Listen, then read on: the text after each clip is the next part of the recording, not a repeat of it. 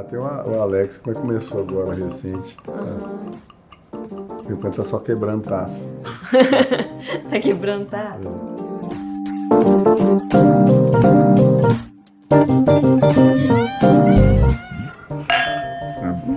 Bem-vinda, Juliana, novamente. Obrigada, Breno. Já dizia Baudelaire que é preciso estar sempre embriagado, de virtude, de vinho, de amor. E é nesse clima de festividade que hoje a gente vai conversar sobre as delícias e os prazeres do vinho branco com o Breno Merola aqui no Viva Vino. Vamos experimentar?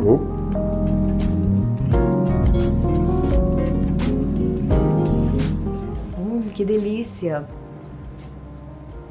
É um vinho branco, né? Ele acaba tendo as mesmas características do vinho rosé, né? É um vinho mais fácil de beber, é um vinho que tem essa refrescância, né? E ele também vamos dizer assim, ele é uma porta de entrada, né, para o iniciante do vinho. Legal. O pessoal começar a beber vinhos finos, né? Começar pelo branco, pelo rosé. Sim. O vinho branco, eu não sei se pela similaridade, né, com o espumante, ele traz uma coisa de festividade, não traz, Breno? O vinho em si é uma festa, né, Juliana? Exatamente. Então, qualquer momento que a gente tem a presença dele, a gente tem que realmente celebrar. Celebrar, né? É muito gostoso esse vinho. Fala um pouquinho pra gente, quais são as regiões que, lógico, as regiões mais tropicais, como o Brasil, né, apreciam mais o vinho branco durante praticamente o ano todo por conta justamente dessa refrescância do nosso clima ser mais quente, né? Na verdade, né, todo o mundo inteiro celebra o vinho branco também, né? Aqui no Brasil, talvez até pelo clima de verão, ele deveria até ser mais apreciado. Exatamente. Porém, muitos que começam a beber o vinho tinto, eles esquecem, deixam um pouco de lado o vinho branco, né? Mas ele é muito importante, inclusive para fazer harmonização na culinária, ele acaba se tornando muito importante, porque algumas uvas têm bastante acidez, né? E quanto mais acidez no vinho, o vinho ele se torna um coringa, tá? Na harmonização, porque ele vai te dar mais chances de combinações, de harmonizar com vários pratos, entendeu? Então, por exemplo, às vezes as pessoas falam, porque determinada carne não vai bem com vinho branco, ou não, é porque é vermelha, vai mais com tinto. Não é bem assim, né, Breno? Como eu estava falando, Juliana, existe algumas regras na harmonização. A primeira que a gente deve observar é que alimentos potentes eles requerem vinhos mais potentes, né? Então, uma combinação de um churrasco gorduroso com um vinho com mais tanino, né? Principalmente da uva taná, um bom taná, então vai combinar muito bem. Alimentos, salada, um queijo mais leve, ele vai pedir um vinho com menos corpo. Talvez um vinho branco também, ou um vinho tinto mais leve, né? Um pinot, um cabernet, um vinho italiano. A massa, ela vai requerer a influência de como ela é preparada, né? Que tipo de molho é utilizado, até para poder fazer a combinação. Aí entra na regra também, se for um molho mais potente, um molho onde você vai encontrar bacon, alguma coisa nesse sentido, um vinho um pouco mais encorpado. Né? E um molho mais leve, um pomodoro, né? Vai requerer um vinho mais leve. Isso vai servir também para a sobremesa. Se você vai comer uma sobremesa mais doce, você vai requerer que você vai tomar um vinho também mais licoroso, um vinho do Porto. Sim, porque mais encorpado, um pouco mais doce. Agora, uma sobremesa mais leve, aí você pode pegar um vinho assim de colheita tardia, que é doce também, mas que também não vá atrapalhar o doce, a potência do doce da sobremesa, né? Entendo. E você tem vinhos brancos que venham colheita tardia também?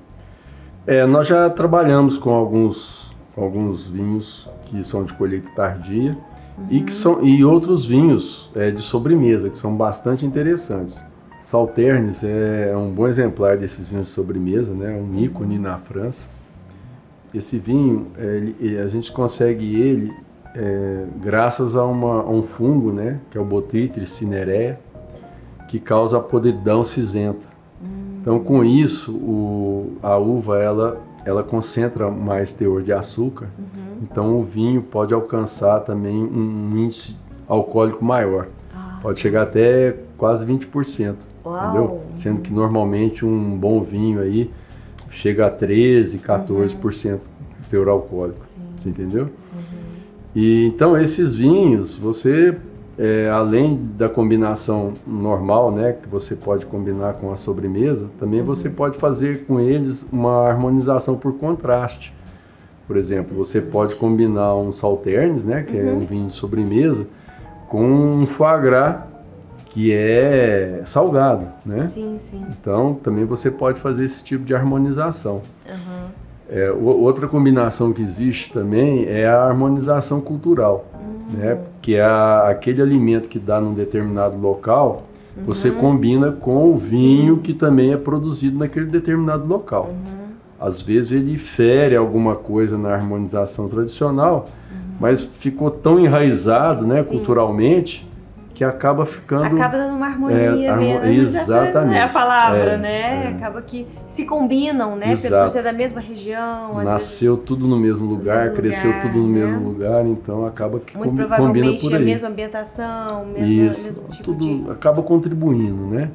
Aliás, se a gente for verificar, né, quando você está com a companhia adequada, no lugar adequado, as coisas acabam se harmonizando, né? Exatamente, é bem isso mesmo, né?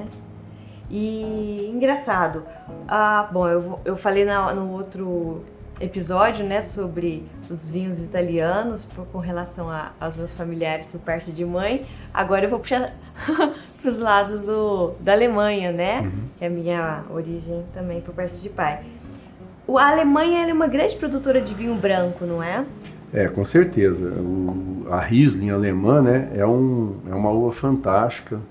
É uma uva que dá vinhos assim um pouco mais adocicados também e que produz grandes harmonizações também. Então é muito procurado aqui na loja o Riesling alemão, entendeu? Então vamos dizer assim, é o que se dá na Alemanha e na Alsácia também, né? Que é aquela região da França, né? Que Lorena, é próxima. Alsácia, aquela região toda lá.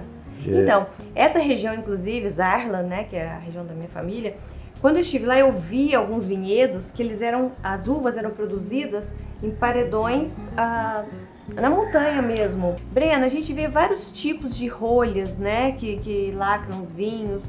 Alguns são as rolhas à cortiça, outros são no próprio plástico. Eu já vi até de vidro também. Fala um pouquinho dessas diferenças.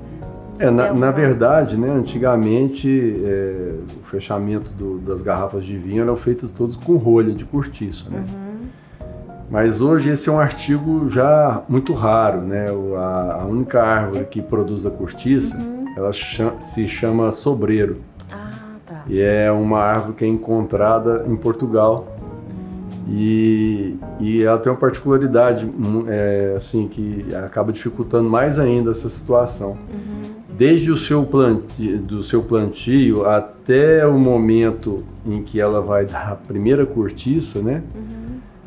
Onde se vai extrair a casca para poder fazer a cortiça, demora 25 anos. Uau! Então, quer dizer, acaba que inviabiliza, né? Ainda mais com o aumento do consumo do vinho no mundo. Agora, então, se for pensar, todos os vinhos praticamente do mundo todo precisavam dessa rolha que vinha de Portugal. Exatamente. É isso? Então, o que acontece? Aí começaram a buscar outras soluções, né?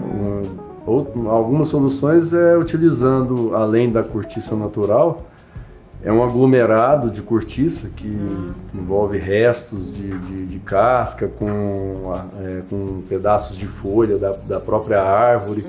Faz-se o aglomerado e também é utilizado, né, para para os vinhos, como também a rolha sintética, né? Que também hoje a gente encontra muito nos vinhos. As tampas, né? De screw cap, de rosca, é o screw cap, que são utilizados também para vinhos mais jovens, né? Até 5 anos. E em algumas, até com efeito decorativo, a gente encontra mais em vinhos brancos e rosé, são as rolhas de vidro, que você citou. Né? Hoje o pessoal deixa o vinho, a cortiça natural, mais para grandes vinhos mais de guarda, entendeu? Porque realmente é um artigo mais caro, né? Então você tem que... E isso interfere alguma coisa no sabor do vinho, no armazenamento ou não? Não, desde que você não coloque um screw cap, uma rolha sintética num vinho que é um vinho de guarda, que você vai guardar ele mais tempo para poder degustar, não interfere não, tá? Vinhos jovens aí, como se diz... Você consegue beber bons vinhos aí com screw cap, com rolha sintética, com aglomerado, entendeu? É ótimo, perfeito. Breno, muito obrigada por mais essa festividade do vinho, né? O vinho branco, para mim particularmente, é o que eu mais gosto, que eu mais aprecio. E é uma delícia, né? Vinho é festa, vinho é celebração. E dizem os franceses que a gente brinda olhando nos olhos, né? Então, santé. Santé. Um brinde.